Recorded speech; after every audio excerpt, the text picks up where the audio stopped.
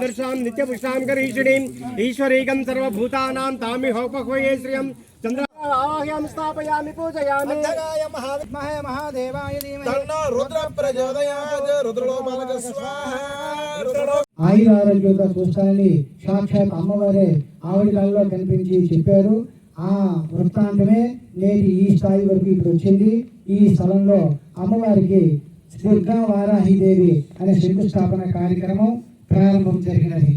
అయితే ఈ అమ్మవారు హిందూ మత విశ్వాసాల ప్రకారము దుర్గాదేవికి సంబంధించిన రూపాలు సప్తమాతృకలు అంటారు.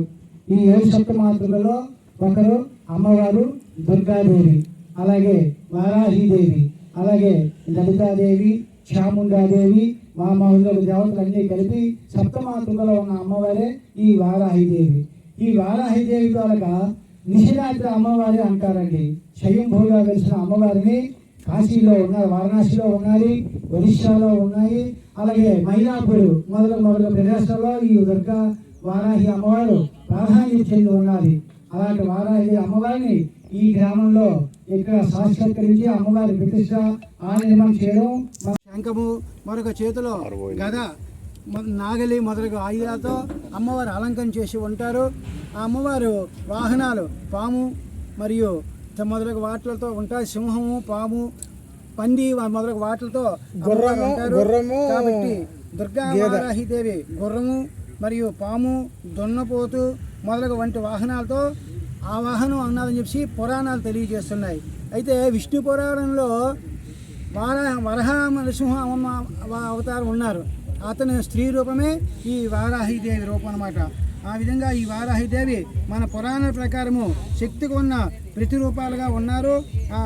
ఆ యొక్క దుష్ట శిక్షణ కోసము, భక్తులకు కాపాడటం కోసము, శత్రు వినాశనము, ఎవరైనా శత్రువులుగా భావిస్తే మిత్రభావన కల్పించడానికి, సమస్యలు ఏమైనా ఉంటే సమస్యలు పరిష్కారం చేయడానికి ఈవిడ చాలా ప్రసిద్ధి చెందింది. శ్రీమాత్రే నమః. మాత్రే నమః.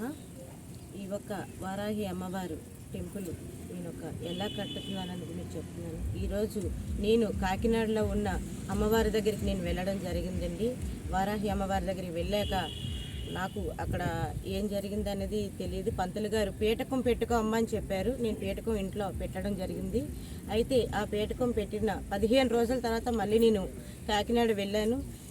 వచ్చిన తర్వాత నాకు అమ్మవారు కనిపించి మీరు నాకు ఒక టెంపుల్ కట్టండి అని చెప్పేసి నా కళ్ళలో కనిపించి ఈ సంకల్పన నేను చేయడం ఇంతవరకు వచ్చిందండి. ఈ అమ్మవారికి నేను ఇచ్చే స్థలం 4 సెంట్ల వరకు అమ్మవారి టెంపుల్ కడుతున్నాను.